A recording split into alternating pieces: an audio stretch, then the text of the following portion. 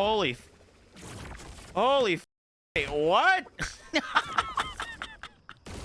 Oh, did you put it in your slot? I did Like put it on in the the web? slot. Yeah, what the holy shit. Visions came in and said thanks Booster for the gifted sub. And I was like, oh fuck. Oh my god, we just got more. More with LP. Yo guys, what is up? Max in our last Epoch video, and today we're going to be going over my guide to understanding the new Weaver tree and particularly the new implementation of it into the endgame. We're going to be talking about how this system works, nodes to go for, what you should be doing in your maps, some of the best Weaver actual things to use in your maps, and more. I hope you guys enjoy the breakdown. We'll be trying to cover not only things about the Weaver's tree, but also how you can implement it to improve your endgame experience. Hope you guys enjoyed the video. Let's get right into it. All right, so let's start with the very basics. So if you hit Y on your keyboard, you're going to be brought to your factions. The Woven is the faction that we're mainly talking about today. And this is going to be specifically associated with Weaver Tree and your Weaver points.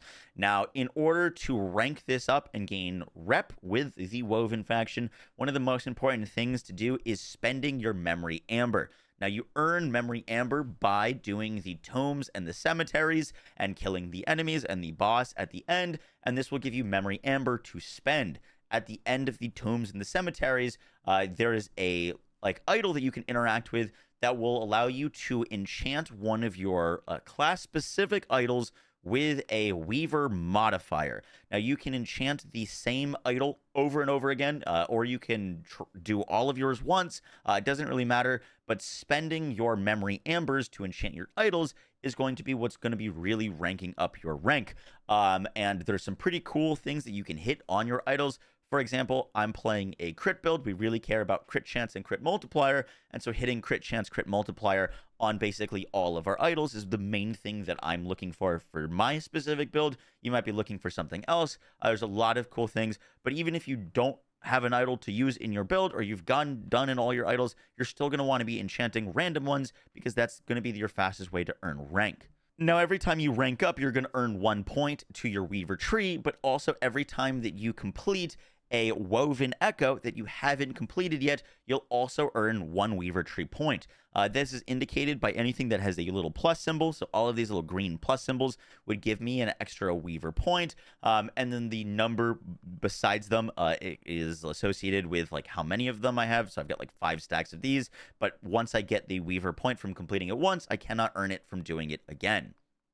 Now, these Weaver points will give us points for our Weaver tree, and I kind of want to talk about some of the nodes that I've had a lot of success with that I think are very valuable.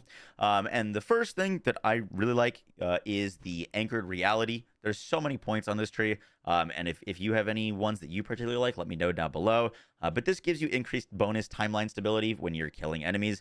I would recommend getting this to 3 out of 3 real quick because stability is one of the main things that you need to progress into endgame. It's how you push your corruption up faster. It's how you farm bosses faster. So this is basically just allowing you to get to the bosses and the juicy drops way faster. So that's really great. Now, in this tree, there's a lot of socketables that you can put in terms of your gear and stuff. What you put in for your gear is going to be different for each thing. But I want to talk about a few of these real quick. The first one is this node, the Woven Riches. Place a Woven Echo to imprint in this slot for it to have a chance to spawn on your Echo web when a new Echo is generated. Now, there's a lot that you can put here. Usually the ones in the green are going to be the most interesting here.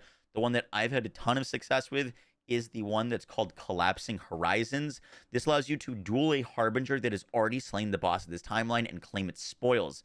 So, for example, a lot of the best items in the game are exclusive to boss drops, and this allows you to fight the boss in the timeline that you're farming significantly more often. So if you're looking for boss drops, some of my best boss drops have not dropped from the boss itself, but dropped from this Harbinger that is basically impersonating the boss, and that is awesome. Now, One thing to note is if you put something in here, you get unlimited uses of it. So if you get something super rare that's super valuable, and there's a lot of really cool ones, there's ones that like just give you a unique every time you do it. For example, you can put this in here, and if it's in here, it's unlimited. You'll get it all the time, versus if you're putting it into your specific maps, then you're going to be consuming them. And so your most valuable, whatever is best for your build, you want to put into this. It'll help you out a ton, whether you're farming, whether you're changing your uniques.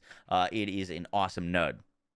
Now, the next thing to point out is the Warlord's Riches and the Echoing Riches. These allow you to place an armor or jewelry item to imprint it in this slot to have a chance to drop a pile of similar items as an extra reward when you receive Echo rewards. I found this one to be the most powerful because you receive Echo rewards from like literally everything. That's from beating an Echo to completing a Weaver Chamber. Anything that would give you a reward has basically a chance to drop you a unique or whatever piece of gear. So like, for example, if I put like boots in here, I would get a high chance to get a bunch of boots when I was doing this. Now, the reason this is so valuable is because this can drop uniques that are good for your build. For me, the Grasp of the Blood Mages are like best in slot gloves for my specific build. It doesn't, as far as I understand, care about the modifiers on the items. It does care about the base of the item, and that's kind of it. So if you have like, spell damage on your thing, that's not going to give you a higher chance to get things with spell damage. It's just if it's a wand, and if it's a wand base, it'll give you like that wand base, basically. But for example, these unique gloves are really great for my build. They're very hard to farm, but every time I do an Echo reward, I basically get a chance, and now I've got like 10 of these, and they can drop with legendary potential. So now I've got these gloves in both slots, and I'm just getting them, and I can constantly keep crafting and getting better ones. And that's now how I've got one of these that has 30% increased cast speed with a tier 7 drop, or a tier 7 LP for our specific build. Now, for some other big nodes, I personally have been juicing a lot of the champions in my maps. Champions are basically a new thing, and not only are they going to give you a bunch of experience when you kill them, but they can drop better gear. So like Exalted Challenger gives me 20% champion spawn rate and 10% Exalted item spawn rate. And then I grabbed this for Lost Caches, dropped me additional Exalteds, and then these are also really nice here. Bosses and champions in your echoes drop an additional pile of gold and have additional chance to drop a unique item. And then Twin Tyrants give me 30% chance for a boss to basically contain 2 bosses for extra rewards. There's a lot of cool nodes here. If you plan on doing the Nemesis system, this node's really nice here. You can basically buff this up to get a bunch more chance to fight Nemesises. And then the Forsaken Weaponry, when a Nemesis escapes through a portal after being empowered, it drops exalted weapons that can be upgraded if you kill a Harbinger. This can give you Harbinger weapons, which can be pretty powerful. I've gotten some pretty nice Harbinger weapons that I was using for a while. That's another thing to call out. Other powerful nodes to call out, kind of depending on what you're farming. This node that I'm working up to, the Abyssal Trap, a random shade of Orbis, can sometimes ambush you in your echoes. This shade has normal item drops, and it scales off of distance like any other shade. This allows you to farm shade drops. For example, on my build, I'm going to be using the Omnis Amulet, which gives me +1 to all skills and a ton of resistances and crit chance. It's pretty good, and so this will let you fight the shade more often. Another thing that's nice up here is the exiled mages. You can get a bunch more exiled mages in your things, and then those, if you're going to be doing them, have a higher chance to drop items with +1 level of skill affixes. +1 level of skills are one of the most valuable things that you can get on your armor. For example, on my relic, I'm using +3 to smite, which is awesome, but the base is not great. It's got fire damage and healing effectiveness, which I don't really care about for my build. So going for those allows you to get, more often drops of those +1s, so that you can, if you don't get the thing you want, you can get shards for the pluses to skills, and then you can break those down and put them on other pieces of gear. The very last one to mention is there are going to be some builds that are using Weaver's Will items. For example, Warpath likes the new sword, the Klothos Needle. And so if you're planning on using a Weaver's Will item in your build, I am not, but this Prime Weaver gives your chance to basically roll your Weaver's Will twice and keep the higher outfix. Currently, highly sought after Weaver's Will items with top tier rolls of Weaver's Will are pretty expensive and pretty valuable. So this is great if you are, using them in your build, or also just, looking for ways to make some currency. In terms of woven echoes, there are a lot, and part of the fun is like seeing their challenge and like what they have to offer for yourself. So I don't want to spoil many, but I do just want to kind of call out some that are particularly interesting and might be useful for your build if you didn't know about them. The first one is the Orden's Watch. This basically allows you to swap your stats on your item between strength, intelligence, dexterity, and attunement. So let's say you get a really great chess piece and it has strength on it, but you're a mage and you want intelligence, you can go and just swap the stats here. Unfortunately, you can't swap vitality. So for like my specific build where I'm scaling vitality, doesn't work. But for like most builds, they're going to be scaling one of these stats. So this is a really, really cool echo. The other one that's super interesting is the Farsight Turtle. This is kind of like a big gamba, but this basically allows you to take a unique item that has legendary potential and re-roll its legendary potential, which can either increase or decrease it. So if you have a unique that has 1 LP, you can click this and try to get more. Try to roll a 2, a 3, or a 4, but it rolls how it would normally roll for a drop, which means that most of the time it's going to come out with 0 legendary potential because it's more likely to have 0 than it is to have like 1, 2, 3, or even 4. But if you're looking to gamba and you've got a bunch of the same uniques, this Farsight Turtle will be pretty interesting for you.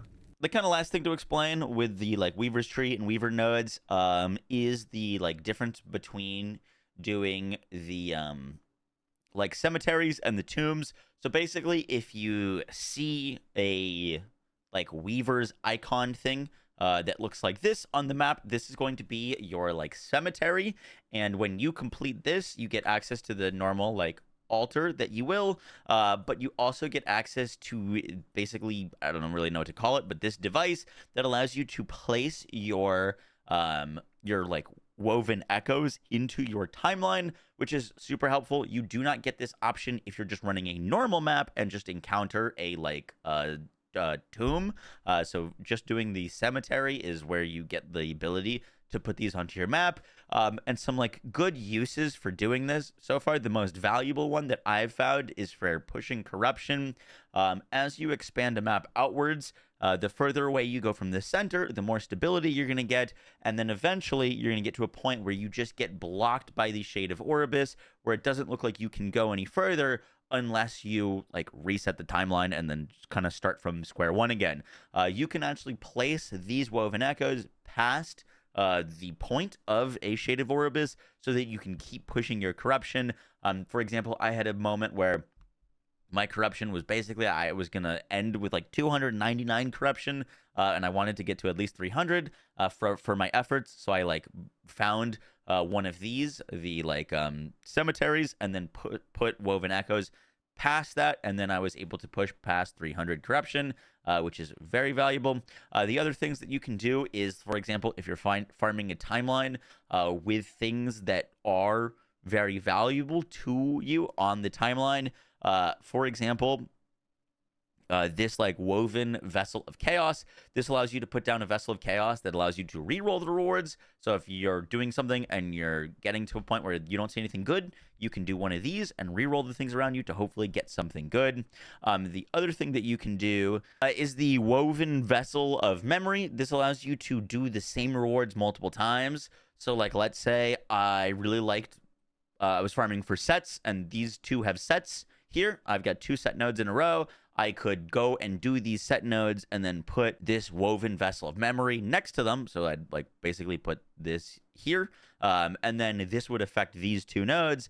And then after I complete these 2, I could then do them again to get your set bonus. So if you ever find a cluster of like, let's say you're farming for a unique or like a unique chess piece, you could put this woven echo or the woven vessel of memory next to that unique chest, and then you get a double chance at getting it. Guys, that's gonna do it for the video. I hope you enjoyed. Let me know if you want to see any other guides on Last Epoch. I do have a guide fully explaining the endgame that I made a while ago. If you want to check that out, I'll have a link down in the description. And I hopefully will be making a crafting guide soon, as well as updating some of our builds.